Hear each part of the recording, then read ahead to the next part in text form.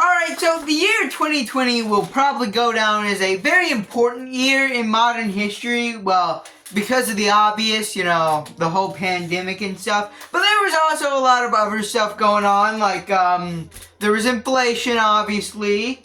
The whole toilet paper thing. There were a bunch of cool shows that came out. And also, we got a lot of cool incelcore songs, alright? Some may even say that it was the peak of incelcore back in 2020. And honestly, they may have a case for it. A lot of cool albums did come out, like Fried by Fluoride's Fried, or Neat's Unemployed, and the first artist we're going to talk about, Steak Fried, released an album called Cave Paintings. I also think several of the MK Ultra support group albums came out. Jezebel Galorably released Chunk, I believe, in 2020. I think so, yeah. There were a lot of big things that came out. So I asked my community, my fans, to give me their favorite song from this year, and I've got their responses right here on this notebook, and I'm gonna read them out to you and tell me what you think of each, and tell you what I think of each of these songs. Also, if you want to participate in videos like this in the future, subscribe to the channel, man, and keep tabs on the posts, the post section of the YouTube channel. Also, join the community. There'll be a big button, alright? There's a big button at the top of my channel called Visit Community. Go there, you can post memes, you can promote yourself, start discussions, you can do a whole bunch of fun things over there, so go do something. I don't care. But first up, we got I Wanna Go Home, suggested by Silver Crown King. This is a song by Steak Fry, and kind of the first notable thing about this song is it's really long compared to at least everything else in the scene where, a lot of the big songs are like a minute and a half. This is 5 minutes and a half. And I think it does deserve that runtime. It's not 4 minutes of silence with a minute and a half of a instrumental attached to it. No, it's a full-on song. And also, it kind of really sounds like something I'd hear on a classic rock station. I really like the vocals on this. I think that it's got a very kind of funky beat to it. Kind of like, I don't know, South American type beat. I don't really know about that, but kind of reminds me of something you may hear in like a Mexican restaurant, just kind of the rhythm of it. I don't know if I'm describing this well, but I like the instrumental. Alright, let's boil it down to that. I like the instrumentals, I like the vocals. I just all around like the song. I think it's a very solid 5.5 minutes. I've been wanting to talk about Steak Fry some more, so I'm going to pitch an idea to you. Next year, I don't think I'm doing this year because I've got the rest of the albums I want to review all filled out. But do you guys possibly want to see like a Steak Fry marathon sometime next year where I just go through, review every Steak Fry album in its own like individual video? So we start with like the very first album he released, at least on all streaming platforms, and up to like the newest like posthumous albums, which by the way, if you didn't know, Steak Fry unfortunately passed away, which caused the event Steak Fest that was originally ran by Little Watermark before he passed away. If you didn't know, just throwing that out there. But yeah, Steak Fry hits us with a very good song, I Wanna Go Home. Maybe not my favorite, but I can absolutely see the argument for why people call it the best. Next up, we got My Life is an RPG, and I effed up my build. This one's by Negative XP. It was suggested by TBSK.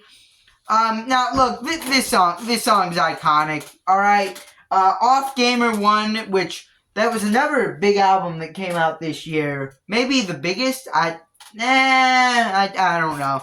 Yeah, probably not, now that I'm thinking about it. But, yeah, never pretty iconic, pretty big track in the incelcore scene. It's basically an extended metaphor song about, my life's a game, but also there's like a double meaning to it that kind of relates to like real life. I like those types of songs. I think Negative XP does very well with this song. It also got covered by Maniac. Yeah, just throwing that out there. And by the way, if you want to watch me review Maniac's cover of this song, I did a review of his my soundtrack to my senior year. That's in the album reviews playlist. Go check that out. But anyways, next up we got a very iconic song, maybe even more iconic than the last one. Dead by 30. This one's by Slater and Bride by Fluoride. Suggested by PoYT and Decay. And really, do I have to say anything? You know this song. I know this song. It's one of the biggest, by the biggest artists in the scene. If you're clicking on this video, you probably know it by heart. It's got a super awesome, catchy chorus. Got super awesome verses with just both people in this song really just having good chemistry. I know that sounds like a little whoa, no Diddy, but like they do really have like good energy, matching each other's energy. That's what I'm trying to say here. Yeah, I really like it.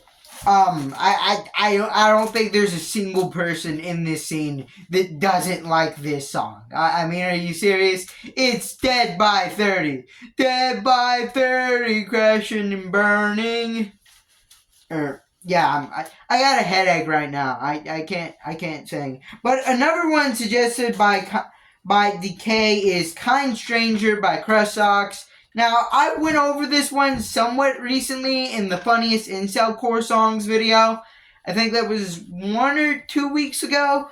But yeah, just to summarize, I think it's a very funny song. I think the chorus is very catchy. A lot of funny lines in here. It's about Reddit, and it does a really good job mocking the cringy culture they have over there. But yeah, I don't know what else to say. Again, a lot of these songs kind of speak for themselves, kind of have their own reputation, their own life of their own. But next up, we got Numbers on the Screen Must Go Up.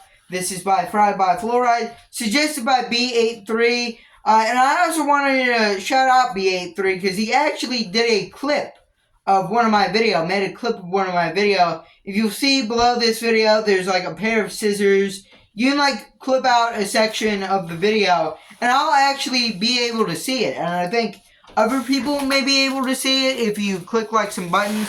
I don't know. Those are super cool. So if you want to do those, feel free to. Shout out to B83 for doing these. Anyways, on to this song. Fried by Flora, Numbers on the Screen Must Go Up. Amazing song. Very catchy. It's very relatable too. Alright, I'll admit, I go in and check YouTube Studios way too much to see how my videos are doing. I probably need to stop, but I'm addicted. Okay? I'll be honest. So, very relatable on that point. Very funny. I think I've even referenced lyrics from this song in videos before.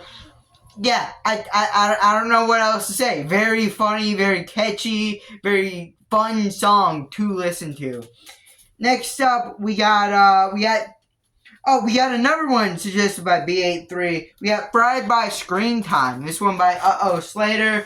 Another one kind of about the internet as a whole. It's very funny about like watching some guy rail your crush on the internet, learning how to make a bomb on the internet. All concepts explored in this song. And then there's not much more to it. It's another one of those about how the Raised by the World Wide Web. You remember that Crush Socks song? Was that released in 2020? I'm kind of surprised that didn't come up here. But one of those songs about growing up on the internet. There's been a lot of them. This is definitely probably one of the best. Really fun song. And yeah. Next up, we got 50 Blessings, who suggested 2 more. We got Drug Approved by XO Willow, which I think is also, I've said this like 1,000 times now, but also a really fun song to listen to. I think it's got a really groovy instrumental. XO Willow's voice is a little weird to listen to with all the auto-tune, and I'm used to heavy auto-tuning songs by now, but his particular style is a little weird, but I think it somewhat fits in here. It somehow like fits and definitely adds to kind of being another instrument in the song. Yeah, really good. It's a song about taking drugs because a girl like won't respond to you. I think, maybe. If I'm wrong, then correct me, but yeah, that was my interpretation.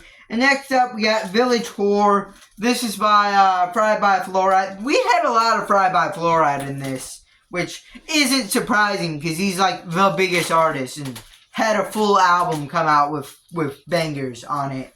But Village Whore, another really catchy song, really funny, has a lot of memorable bars and lines in it.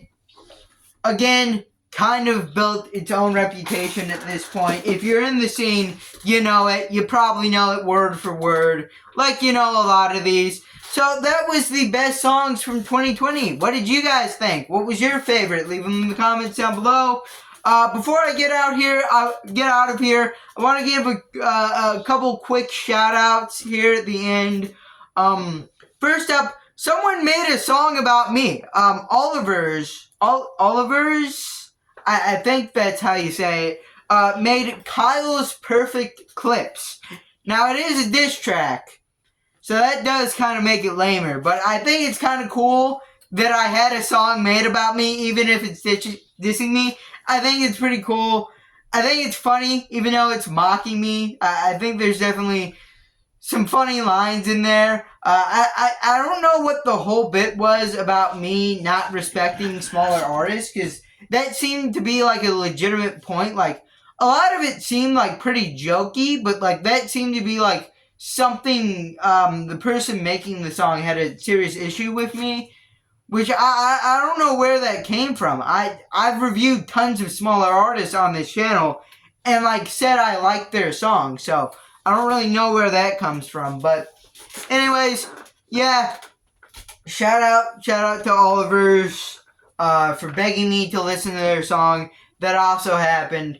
And shout out to Infection for shouting me out on Apis podcast, or not really podcast, but interview show. That was super cool as well. A lot of interviews have actually been coming out this year. There's like 3 different incelcore interview shows. You obviously got Apis, then you got Tarman, and you got Root Canal Years doing his Beyond a Joke show. And I was kind of waiting till I got brought up in one of those conversations. So it was super cool seeing me finally get brought up in one of these. Shout out to Infection. Infestation. Shout out to Apis for doing the whole interview. Go check it out if you're a fan of Infestation. You'll learn a lot about him. And also leave a like on the video and subscribe.